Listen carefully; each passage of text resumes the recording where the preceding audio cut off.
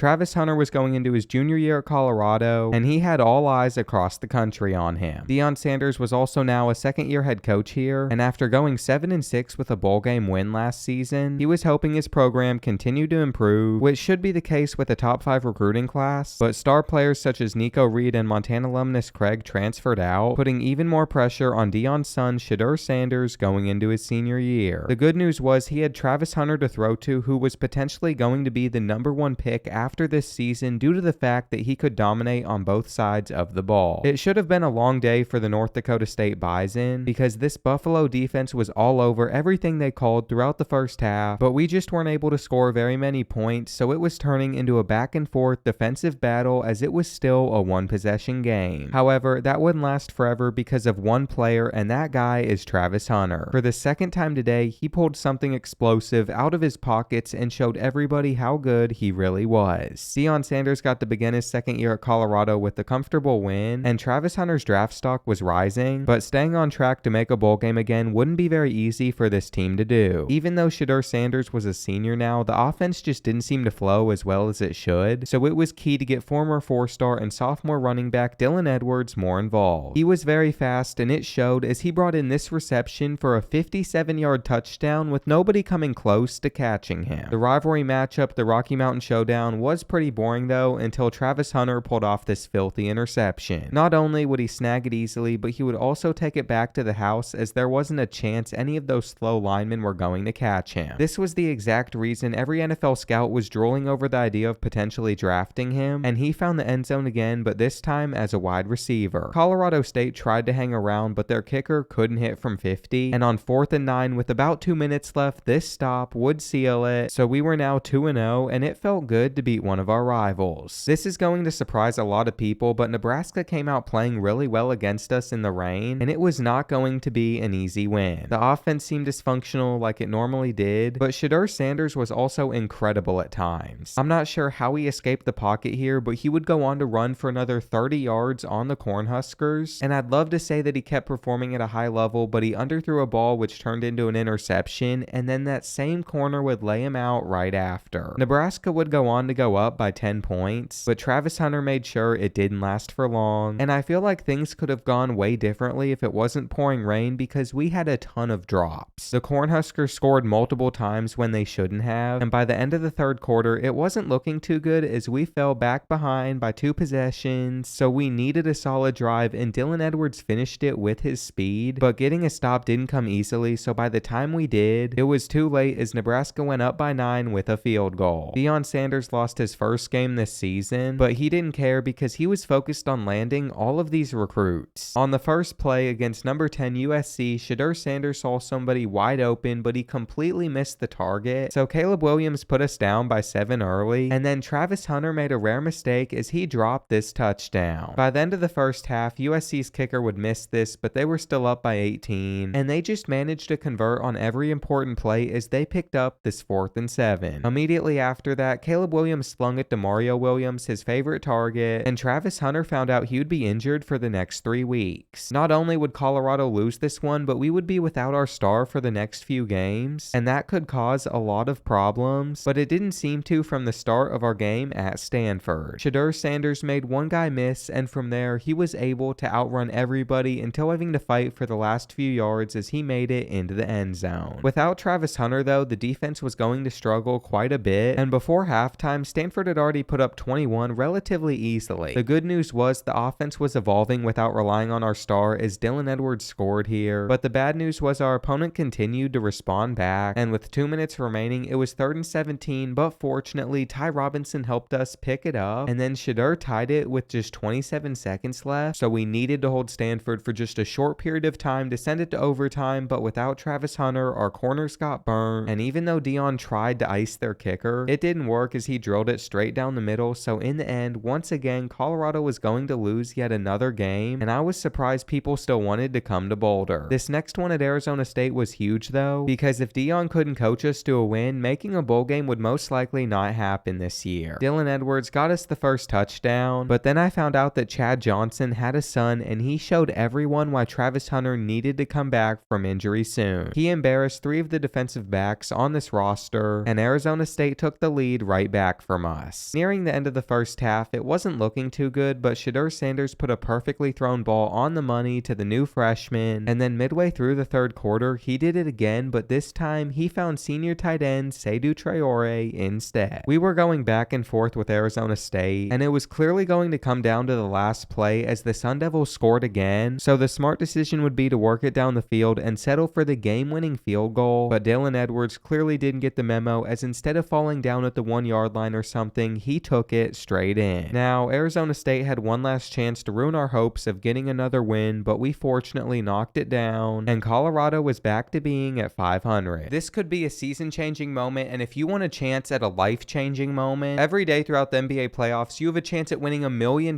when you use Prize Picks, today's video sponsor. All you have to do is sign up with code BOARD to double your initial deposit up to $100, and then you click this little arrow to opt in to the $1 million giveaway. How it works is you just play Prize Picks like normal, selecting if players will go higher or lower than their current projections, and each day one random entry will give out an additional entry, and if you get that one, even if you don't go 6 for 6, you could still go like 4 for 6 and win 16 grand. Make sure you play responsibly when you sign up with code BOARD, and let's see if we can win a bowl game. We had to play against number 10 Oregon next, and last season we upset them, but it would be hard to do again without Travis Hunter. He would be back next week from his hamstring injury, but for now the defense was rough, and the first half ended in one of the worst ways possible. Even with 5 guys surrounding him, the Oregon receiver was able to break away and increase the Ducks' lead to 28, making this game a blowout. To begin the fourth quarter, Shedeur Sanders finally got us into the end zone, but we were still behind by 3 possessions, and on 4th and 17, it would have been a miracle if Dylan Edwards pulled this broken play off, but he was stopped short, and that confirmed our 4th loss, which meant we had to win the next one, especially since Deion scheduled everybody for a visit. Every Colorado fan was ticked off that Travis Hunter wasn't out there, but it was raining, so he thought it was best to avoid re-injury, and Jimmy Horn Jr. used this as an opportunity to finally put on a good performance. Cormani McClain also began to lead the defense, but the weather made it hard on him to catch things, so Arizona kept it closer than it should have been, as by halftime we only had a 1-point lead. However, midway through the third quarter, Shedeur chucked it up to his tight end and he mossed this guy, but the game was still setting up for a very tight finish. Luckily, Jimmy Horn Jr. came up huge for us with multiple catches for 20-yard gains, and Alejandro Mata sealed the win with this kick, which led to even more recruits deciding on settling for Colorado. Unfortunately, Travis Hunter remained out, and his pulled hamstring was apparently giving him a lot of issues, but it gave freshmen like Joe Wilson more playing time, and that actually helped fix Colorado as it gave the younger guys more opportunities to get better, which was very important because after Shedeur and Travis Hunter left at the end of this season, new players would have to step up. I was surprised by this, but midway through the third quarter, Colorado continued to increase their lead with broken plays, and all of the young guys were determined to win this one. With this result, a bowl game was pretty likely, and sophomore Dylan Edwards had led the way. The biggest story out of Boulder though was Travis Hunter was finally back, and he immediately made an impact against number 7 Washington with this play. He also locked up 2 players at once while we got the 4th and goal stop, but then he re-injured his hamstring yet again, and the team just collapsed as the upset hopes started to fall apart. It took the offense until the 4th quarter to score on the Huskies without him, and Washington tripled our score. To make a bowl game, we had to beat either Oregon State or Utah, so Dylan Edwards opening this one up with a 48-yard touchdown off of a halfback screen was huge. We even started with a 17-point lead, which was great, but Oregon State kept making it closer, so that made this interception from Cormani McClain massive for us, as it put us in great field positioning to get our lead back to 10, but that didn't last for very long. It was tied going into the 4th, and then the luckiest thing I'd ever seen happen occurred. Shedeur should have thrown an interception here, but it was a touchdown, and he was having a great day as this was his 5th score, but the Beavers drove down the field to tie it back up at 38, so to avoid overtime we had to get a field goal, and this was a great opportunity that fell out of Joe Wilson's hands. Oregon State was doing all they could to prevent us from scoring, but there was one guy they couldn't stop, and that was Jimmy Horn Jr. On 3rd and 9 with 3 seconds left, he made a toe touch snag to set up a field goal, and Alejandro Mata went for the win, but his leg just wasn't anywhere near strong enough. In overtime, we ended up starting with the ball since we lost the coin toss, and our drive fortunately ended with a touchdown. Oregon State would do the same though, and quarterback Travis Throckmorton was doing everything he could to ruin our bowl game hopes. After Shedeur Sanders took an extremely costly sack on on second down. He felt like he had to throw up a prayer, but it resulted in an interception. So Oregon State handed us our 6th loss. And whether or not Deion's second season at Colorado was successful all came down to this. We were 5-6, so a bowl game was on the line and Travis Hunter was sitting out again, which made sense due to his draft stock being in the top 3, but it hurt us as a team. On 4th down, near the end of the first half, Dylan Edwards made sure we stayed in it, and if that doesn't get you excited for the future of Colorado football, I don't know what will. Not only was he dominant running the ball, but also as a receiver, pulling off this nice 69-yard play, and then on 4th and 5, we came so close to stopping the Utah offense. It was going to come down to the wire as it was a tie game with a few minutes left, and it seemed like nobody was going to be able to score in the final seconds. Utah had one last opportunity to avoid overtime, but senior Cameron Silman-Craig shut it down, and we got the ball first again, but Shedeur couldn't get the throw off, so we were forced to just settle for a field goal, and that would ruin our bowl game and upset hopes as Utah won it here. Shedeur Sanders wouldn't be our quarterback next year, and the guys coming up were very exciting. Travis Hunter ended up going number 2 in the draft to the Texans, and Deion signed a 6-year extension at Colorado, along with bringing in another top 10 recruiting class, so next year with Tanyard Keys at quarterback is going to be interesting.